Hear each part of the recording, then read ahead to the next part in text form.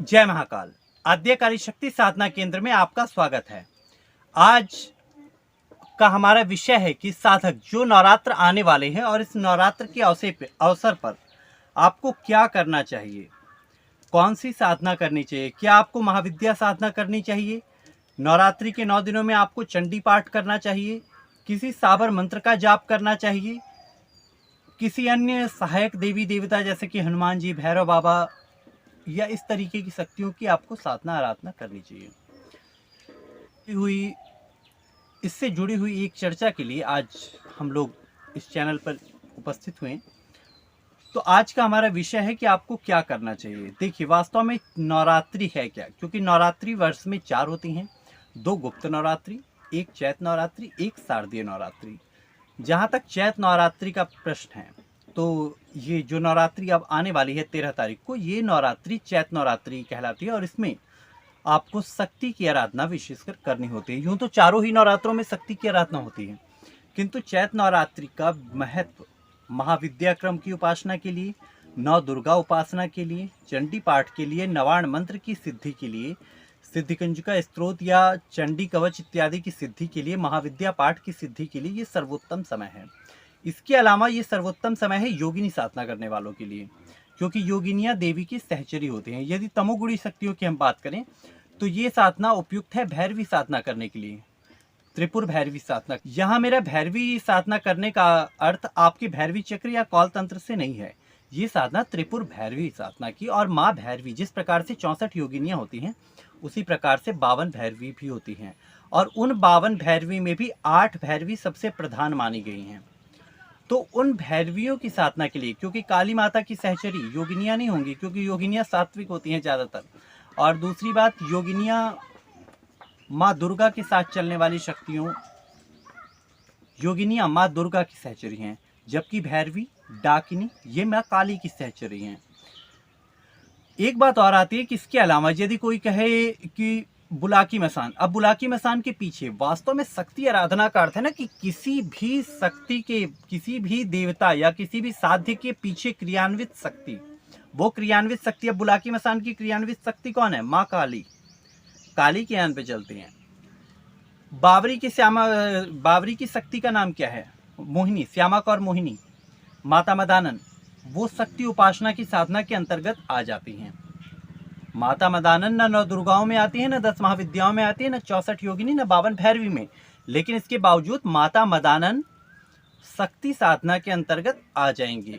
ठीक है, शक्ति का संबंध यह है कि जहां पुरुष और प्रकृति के भेद में आप प्रकृति का चुनाव करते हैं, उसके पीछे की क्रियान्वित, जैसे शिव की शक्ति शिवा, भगवान नारायण की शक्ति नारायणी अर्थात लक्ष्मी अर्थात त्रिपुर सुंदरी। अगर महाविद्या क्रम में जाके आप बात करें तो मैं कहूँगा त्रिपुर सुंदरी, कमला महाविद्या, भुवनेश्वरी महाविद्या।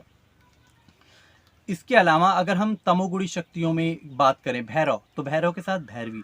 हनुमान जी के पीछे क्रियान्वित शक्ति कौन है? एक बात आपको समझनी होगी, हनुमान जी को अजर अमर होने का वरदान राम जी ने से प्राप्त नहीं हुआ था, ये वरदान उन्हें माता सीता से प्राप्त हुआ था। माता सीता का ये प्रबल प्रभाव था कि राम नाम का वो वास्तव में जाप कर रहे थे। राम नाम भगवान श्री नारायण का नाम वो अति विशिष्ट है, किंतु जिस शक्ति ने हनुमान जी को लंका पार करने की शक्ति दी, उस शक्ति ने, वो शक्ति माँ सीता की थी। अंगद से पूछा गया कि अंगद तुम क्यों नहीं चले जाते लंका पार करने के लिए, तो अंगद ने एक सवाल कहा कि जब मैं लंका की तरफ जाऊंगा उस समय मेरा मुंह आदि शक्ति अर्थात सीता माता की तरफ होगा, तो निसंदेह मैं वहां पहुंच जाऊंगा, लेकिन जब मैं लौट के आऊंगा तो मेरी पीठ माता सीता की तरफ होगी, तब हो सकता है कि मैं कहीं चूक जाऊं। इसलिए अंगद स्वयं नहीं गए। ये पौराणिक कथाएं बहुत कुछ समझा जाती हैं, बहुत कुछ सिखा जाती हैं।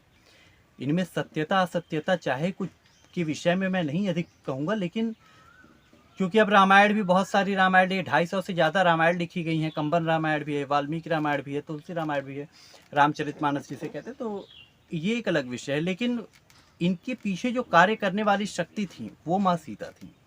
ये इस पौराणिक कथा के माध्यम से बताया गया है। एक बात और कहते हैं कि रावण की मृत्यु, खासतौर पे जो लोग चंडी पाठ कर रहे हैं उनसे मैं कहना चाहूँगा कि रावण की मृत्यु, ऐसा कहा जाता है कि चंडी पाठ में अंग पूजन न करने के कारण हुई थी। ये एक मूल कारण बना था जो रावण के लिए हालांकि एक बात भी सोचना कि रावण जैसे महान विद्वान से गलती हो कैसे सकती है, पर शायद अहमवश या किसी कारणवश अंग पूजन को उन्होंने महत्व नहीं दिया।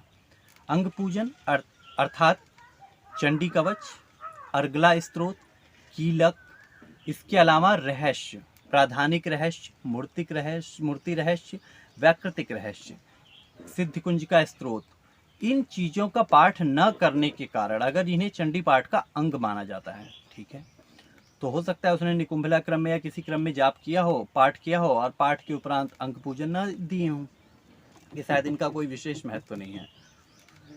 तो इस बात को आप समझ सकते हैं। इसके अलावा देवी के साथ चलने वाले जो भी देवता हैं, जैसे कि हनुमान और भैरव, अगर हम दुर्गा माता की बात करें तो दुर्गा माता के आगे हनुमान जी और पीछे बटुक भैरव को दिखाया जाता है, काली के साथ काल भैरव को दिखाया जाता है। एक बात और आपको आज इस वीडियो के माध्यम से मैं बताना चाहूँगा कि जो 9 दुर्गाएं हैं ना, यही 9 दुर्गाओं में 10वीं दुर्गा आदिशक्ति को जोड़ा जाता है और उसके बाद यही 10 दुर्गा, प्रथम शैलपुत्री च, द्वितीयं ब्रह्मचारिणी, तृतीयं चंद्रघंटेति, कुष्मांडेति, चतुर्थकं पंचमं स्कंदमातेति, षष्ठमं कात्यायनीति च, सप्तमं कालरात्रीति, महागौरीति च, अष्टमं नवमं सिद्धिदात्री च, 9 दुर्गा प्रकृतितः।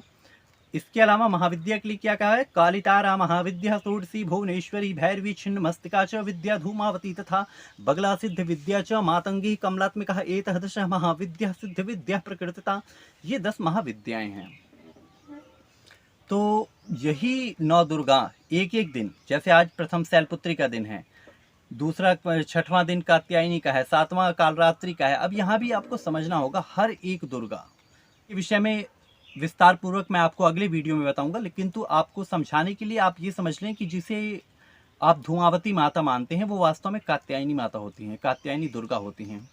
धूमावती महाविद्या, कात्यायनी दुर्गा की क्रियान्वित शक्ति, उस विद्या का नाम है धूमावती, ठीक है। तो इस ढंग से आपको कुछ इसे समझना होगा और इसे अगले वीडियो में मैं आपको विस्तार पूर्वक समझाने का प्रयास करूंगा। जय महाकाल।